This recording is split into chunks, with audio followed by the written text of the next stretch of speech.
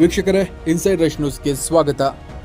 ನಿಮ್ಮೆಲ್ಲರ ಬಾಲ್ಯದಿಂದಲೂ ಮಂಜುನಾಥ ಸ್ವಾಮಿಯ ಪವಿತ್ರ ಕ್ಷೇತ್ರವಾದ ಧರ್ಮಸ್ಥಳದ ಬಗ್ಗೆ ಅಪಾರವಾದ ಶ್ರದ್ಧೆ, ಭಕ್ತಿ, ನಂಬಿಕೆ ಇದೆ. ಈ ವಿಚಾರ ಸಾಮಾನ್ಯವಾಗಿ ಎಲ್ಲರಿಗೂ ಗೊತ್ತು.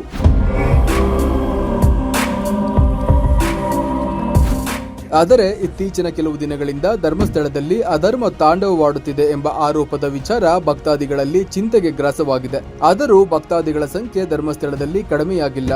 ಧರ್ಮಸ್ಥಳ ದೇವಸ್ಥಾನವು ರಾಜ್ಯ ಮಟ್ಟದಲ್ಲಷ್ಟೇ ಅಲ್ಲದೆ ರಾಷ್ಟ್ರೀಯ ಮಟ್ಟದಲ್ಲೂ ಸಾಕಷ್ಟು ಹೆಸರನ್ನು ಹೊಂದಿದೆ. ಧರ್ಮಸ್ಥಳಕ್ಕೆ ಭಾರತದಿಂದಷ್ಟೇ ಅಲ್ಲದೆ ಬೇರೆ ಬೇರೆ ದೇಶಗಳಿಂದಲೂ ಭಕ್ತಾದಿಗಳು ಬರುತ್ತಾರೆ. ಇದಕ್ಕೆ ಕಾರಣ ಧರ್ಮಸ್ಥಳದ ಮಂಜುನಾಥ ಸ್ವಾಮಿ ಹಾಗೂ ಅಣ್ಣಪ್ಪ ಸ್ವಾಮಿ ಮೇಲೆ ಇರುವ ಜನರ ನಂಬಿಕೆ ಎಂದರೆ ತಪ್ಪಿಲ್ಲ. ಹೀಗಾಗಿ ಇತ್ತೀಚೆಗೆ ಧರ್ಮಸ್ಥಳದಲ್ಲಿ ಆರೋಪಗಳ ಸುರಿಮಳೆ ಆಗುತ್ತಿದೆ.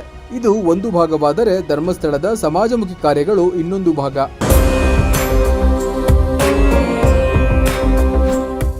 ಹೌದು, ಧರ್ಮಸ್ಥಳ ಕರ್ನಾಟಕದ ದಕ್ಷಿಣ ಕನ್ನಡ ಜಿಲ್ಲೆಯ ಬೆಳ್ತಂಗಡಿ ತಾಲೂಕಿನ ಒಂದು ಸುಪ್ರಸಿದ್ಧ ಯಾತ್ರಾ ಕೇಂದ್ರ. ಇದು 800 ವರ್ಷಗಳಷ್ಟು ಹಳೆಯ ಶ್ರೀ ಮಂಜುನಾಥೇಶ್ವರ ದೇವಸ್ಥಾನಕ್ಕೆ ಹೆಸರುವಾಸಿಯಾಗಿದೆ. ಧರ್ಮಸ್ಥಳವು ತನ್ನ ಶೈಕ್ಷಣಿಕ ಸಂಸ್ಥೆಗಳು ಮತ್ತು ಸಾಮಾಜಿಕ ಕಲ್ಯಾಣ ಕಾರ್ಯಕ್ರಮಗಳಿಗೂ ಗಮನಾರ್ಹವಾಗಿ ಹೆಸರುವಾಸಿಯಾಗಿದೆ. ಇವೆಲ್ಲವೂ ಶ್ರೀ ಧರ್ಮಸ್ಥಳ ಮಂಜುನಾಥೇಶ್ವರ ಶೈಕ್ಷಣಿಕ ಸೊಸೈಟಿಯ ಒಡನಾಟದಲ್ಲಿ ಅಲ್ಲಿನ ಮುಖ್ಯಸ್ಥರ ದೂರದೃಷ್ಟಿಯ ನಾಯಕತ್ವದಡಿಯಲ್ಲಿ ಕಾರ್ಯವನ್ನ ನಿರ್ವಹಿಸುತ್ತವೆ. ಈ ಸಂಸ್ಥೆಗಳು ಶಿಕ್ಷಣ, ಆರೋಗ್ಯ ಮತ್ತು ಸಾಮಾಜಿಕ ಸೇವೆಯಲ್ಲಿ ಗಮನಾರ್ಹ ಕೊಡುಗೆ ನೀಡಿದೆ.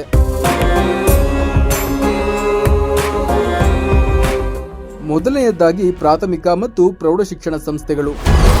Shri Dharmasthala Manjunatheshwara added higher primary school ಇದು ಧರ್ಮಸ್ಥಳದಲ್ಲಿರುವ ಒಂದು ಪ್ರಮುಖ ಶಾಲೆಯಾಗಿದ್ದು ಸ್ಥಳೀಯ ವಿದ್ಯಾರ್ಥಿಗಳಿಗೆ ಗುಣಮಟ್ಟದ ಶಿಕ್ಷಣವನ್ನು ಒದಗಿಸುತ್ತದೆ. ಕನ್ನಡ ಮಾಧ್ಯಮದ ಜೊತೆಗೆ ಇಂಗ್ಲಿಷ್ ಭಾಷೆಯ ಮಹತ್ವವನ್ನು ಗುರುತಿಸಿ ಇಂಗ್ಲಿಷ್ ಮಾಧ್ಯಮದ ಶಿಕ್ಷಣವನ್ನು ಸಹ ಅಲ್ಲಿ ಒದಗಿಸಲಾಗುತ್ತದೆ.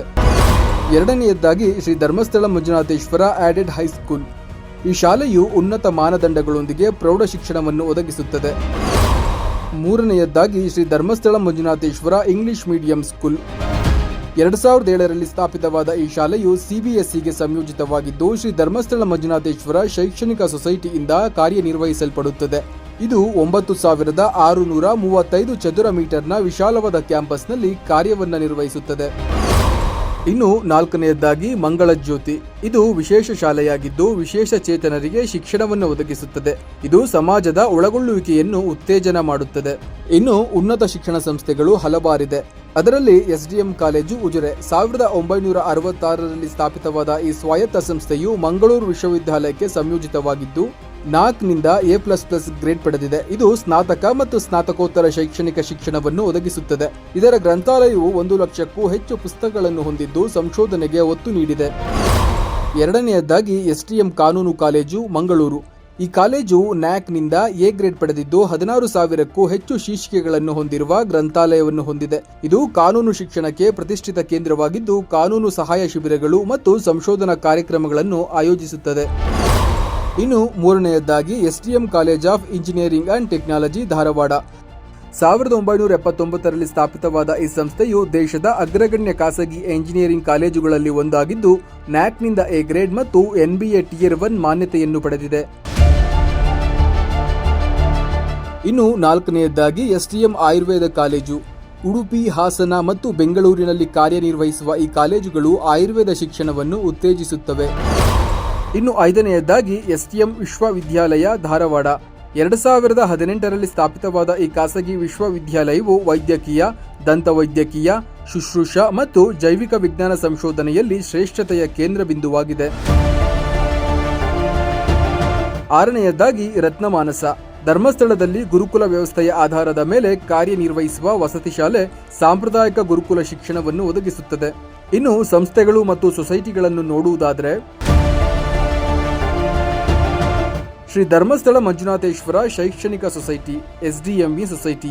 ಉಜಿರೆಯಿಂದ ಕಾರ್ಯನಿರ್ವಹಿಸುವ ಈ ಸೊಸೈಟಿಯು ಶಿಕ್ಷಣದ ಜೊತೆಗೆ ಸಾಮಾಜಿಕ ಕಾರ್ಯಕ್ರಮಗಳಾದ ಉಚಿತ ಸಾಮೂಹಿಕ ವಿವಾಹ, ಧಾರ್ಮಿಕ ಸಮ್ಮೇಳನಗಳು ಮತ್ತು ದೇವಾಲಯದ ಪುನರ್ ನಿರ್ಮಾಣದಂತಹ ಉಪಕ್ರಮಗಳನ್ನು ಕೈಗೊಳ್ಳುತ್ತದೆ. ಹಾಗೆಯೇ ಹಳ್ಳಿಗಳಲ್ಲಿ ಕಡಿಮೆ ಬಡ್ಡಿಗೆ ಸಾಲವನ್ನು ಒದಗಿಸಿ ಹಳ್ಳಿಗರ ಅಭ್ಯುದಯಕ್ಕೆ ಸಹಾಯಕಾರಿಯಾಗಿದೆ ಮತ್ತು ಕೃಷಿ ಚಟುವಟಿಕೆಗಳಿಗೆ ತನ್ನ ಸಂಸ್ಥೆಯ ಮೂಲಕ ಯಂತ್ರೋಪಕರಣಗಳ ನೆರವನ್ನು ಒದಗಿಸುತ್ತದೆ.